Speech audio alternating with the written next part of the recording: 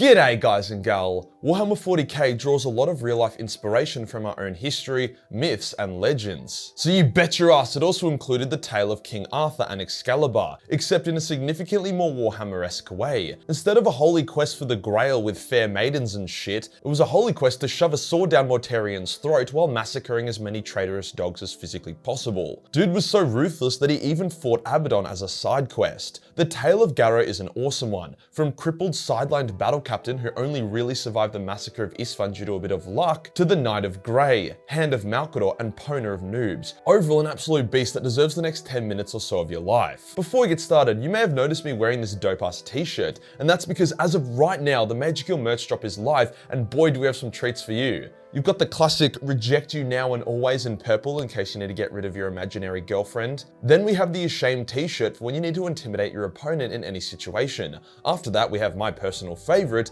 loyalty is its own reward in forest green, featuring two different swords that were used in the big man's life at different times. That is also the quote of my tattoo, so I froth it. The coolest part is that all of these designs are also available on black singlets, with the design being on the back of the singlet so people can rizz the shit out of you while you're doing lat pull downs or something. A quick note, stock is limited, however in the spirit of giving everyone a chance to order, if these designs sell out, we will move to a made to order basis, which basically means that if you order after the sellout, your order will take about 2 weeks longer than normal to arrive, but it'll be the exact same. But wait, there's more. The Majorkill signature hoodie is back with a twist. We wanted something to represent the drop in a collectible way, so we did a minimalist rendition of each of the merch designs and put them on the sleeve of the hoodie, so that it will forever be unique. Also, a lot of you guys were a little sad that you missed out on the 500k bathrobe, so we brought it back in a similar style for a one-time only drop, replacing the 500k with G'day Fuckheads in beautiful embroidery. I basically do all my script writing and editing in a bathrobe, so this one holds a special place in my heart. Thank you guys so much for the support. I've got even more cool ideas and designs on the horizon,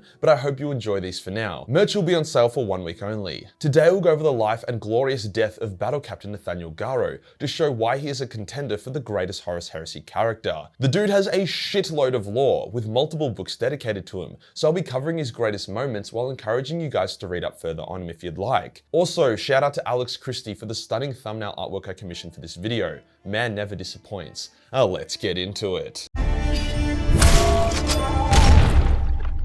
Nathaniel Garro was born on Terra, making him one of the day one OG Space Marines. He was recruited into the 14th Legion when they were still called the Dusk Raiders. Out of all the legions who reunited with their Primarchs, the 14th had one of the worst and most awkward reunions. Mortarion basically shut on and completely dismantled the Dusk Raiders' traditions and doctrines, replacing it with his own significantly more blunt and flavorless attitude. As such, many Terran-born Death Guard held onto their traditions, with Garro even saying that the day that the final Dusk Raider dies is the day that the Death Guard's ability will be forever diminished. With this attitude, Garro was known as a straight shooting, no nonsense captain that got shit done. The barbarous born Death Guard would give him shit about it, but they secretly admired him greatly, offering him membership to the warrior lodges on multiple occasions only for Garro to reject them time and time again. It was actually this universal respect for Garro that would go on to save his life, but I'll get onto that in a bit. In every campaign, Garro distinguished himself, becoming captain of the 7th Company, which bestowed upon him the rank of battle captain, a rank he absolutely fucking frothed because it sounded badass as hell. On one such campaign, Garro would fight alongside the legendary Saul Tarvitz. Up until then, Garro had thought the Emperor's children to be a bunch of pompous wankers who were too busy shoving pencils down their dick holes and smelling their own farts to actually be solid, reliable warriors. However, Saul proved him wrong, showing that the true tenets of the Emperor's children were honor, self-improvement, and self-sacrifice. The two became close, referring to each other as honor brothers, which was rare at the time for Space Marines from different legions to form such a close bond. They even carved half the Aquila on both of their gauntlets so that when they clasped hands, it would form the full Imperial Aquila, which is cute as fuck. When Mortarion turned traitor and began sussing out who would join him and who would join the Emperor, he had a private meeting with Nathaniel Garro. During the meeting, it was made pretty clear to Morty that Garro would remain loyal. However, he respected his battle captain so much that instead of just marking him for death, he made him his equerry in the hopes that he could sway his loyalty. During one of the battles of Isfahan, a few days before Horus revealed his treachery, Garro found himself severely wounded by a Slaneshi sorcerer where he lost his right leg and had his torso and arm partially crushed. Funnily enough, he only really survived due to the aid of Fabius Bile, whose medical expertise came in really clutch. As a result of his injuries, as well as Morty wanting him to live,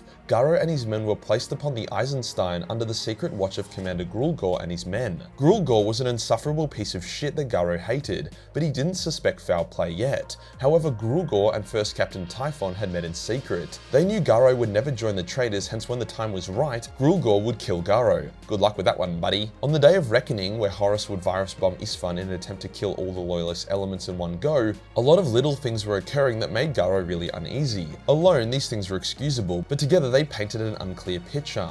To make matters worse, some of Garro's people discovered that virus bombs had been loaded onto the Eisenstein, which was not a part of any protocol ever. Virus bombs were generally confined to a Legion capital ship, never on a ship like the Eisenstein. The final piece of the puzzle was when Saul Tarvitz made a mad dash to the surface of Isfahan to warn his brothers of the Warmaster's treachery. He flew right into Garro's firing line. He told Garro of what was happening whilst Garro received orders to destroy Saul. Trusting his honor brother, Garro instead destroyed the ships chasing Saul, allowing his friend to reach the surface and save thousands of lives from getting virus bombed. Garro then legged it out of the system in an attempt to warn the Imperium of Horus's betrayal. And yes, you bet your ass he killed the shit out of Grulgor in the process. The journey was horrific.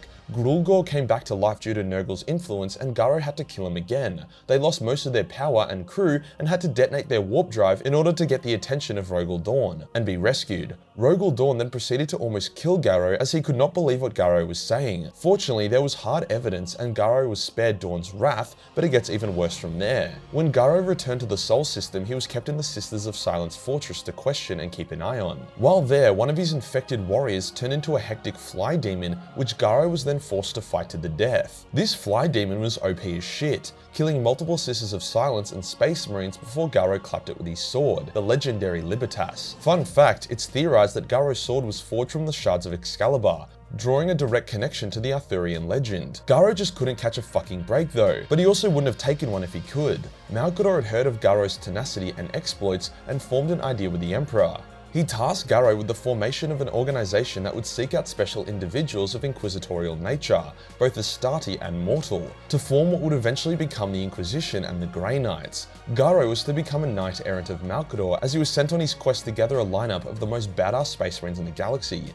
He killed a bunch of traitor White Scars to save a loyalist World Eater, he fought through the Word Bearers to recruit an ultramarine librarian, dude even snuck aboard Rogel Dawn's ship to try recruit one of his imprisoned librarians. He didn't give a fuck and technically he didn't need to. As he was the hand of Malcador, who was second only to the Emperor himself, he could pretty much do whatever he wanted. He would go on to recruit Dark Angels, Blood Angels, White Scars. Bro was collecting Space Marines like Ash collected Pokemon. In doing so, his sword tasted the blood of many different traitor legions. His final Pokemon, the legendary Pokemon, was Garviel Loken himself, who had survived Isfahan but had gone insane. Garro was able to save him and restore his sanity, bringing Garviel back into the fold and giving him a chance at vengeance. Garro would then go on to do a lot of convoluted shit that you'd be better off just reading about, as anything to do with Malcador playing 4D chess gets a bit confusing. And let's not kid ourselves, we're all watching this video to see a hectic bold dude fuck people up with Space Excalibur, not uncover a contingency plot to genocide the Astartes with a bioweapon as a last resort. So with that in mind, Garro's quest took him in search of Euphrates Keeler, the saint whom he had grown an attachment to, as he was her rescuer as well as her providing him the faith and will to fight on. There's something to be said for Keeler being BFFs with the galaxy's greatest swordsman. After all, she also had a bond with the legendary Sigismund, probably the only loyalist swordsman who could outmatch Garro. He eventually found Keeler, taking out a chaos-corrupted Vindicare assassin as well as a cheeky Alpha Legionnaire operative to save her once again. By this time, the war had come to Terra itself and Malcador gathered his agents and warriors, including Garro. However, that fucking fly demon came back and caused a ruckus, before once again being banished like the naughty fly demon it was. After that, Malcador sent most of his agents into hiding, with many of the Space Marines being sent to Titan in order to create the Grey Knight Order, the contingency if the Emperor was to fall. However, Malcador did not choose Garro to join them. Instead, he simply released Garro from all of his oaths and bonds and told him to kill as many of those fucking traitors as he could. Garviel Loken was also given the same directive, and boy did they kill some fucking traitors.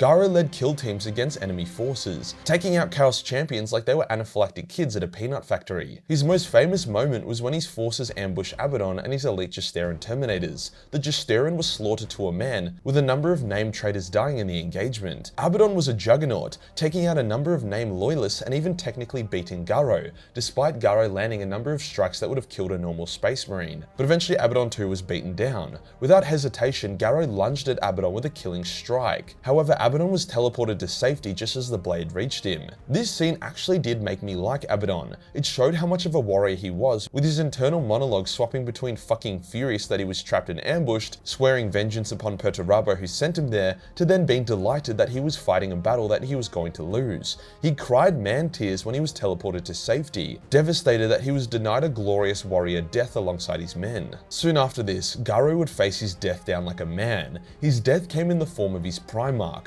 Mortarion, Lord of Death, in Mortarion's ascended demon form. Now pretty much every fight between Space Marines and Primarchs ends very quickly and is one-sided. Sigismund was beaten down by Fulgrim in seconds despite a solid showing, whilst it only took one hit from Rogel to yeet Khan away. So it was pretty insane that Garro told Morty to eat shit and die before engaging in a hectic duel. Morty was toying with Garro until Garro slipped his guard and landed a solid blow, hence my thumbnail artwork capturing that moment. Morty entered a rage and beat Garro down before summoning a swarm of flies. He promised that the flies would infest Garro, turning him into the Lord of Flies demon for all eternity. However, Kila, Garro's friend, infused him with the power of the Emperor, which Super Saiyan Garro and took the duel to a new level. Despite this, Garro was just a Space Marine, Mortarion was a Primarch. Garro's blade was broken and himself impaled by Morty's scythe. In a final act of defiance, Garro pulled himself down Morty's blade before shanking his stinky dad in the neck with the broken hilt of Libertas, a huge wound that would contribute towards Jagged Eye's banishment of Mortarion soon after. Garro then died, his final vision being that of the Emperor. To honor his unwavering loyalty and tenacity, the Emperor took Garro's soul, stopping it from being consumed by the demons of the warp. Overall, Garro was an absolute legend, a man who literally went through hell and back in the name of duty. Sometimes we don't need a hectic character arc as someone goes from insecure to brave and selfless. Sometimes we just need a total fucking badass with Space Excalibur tearing his way across the galaxy and shanking his smelly ass moth dad.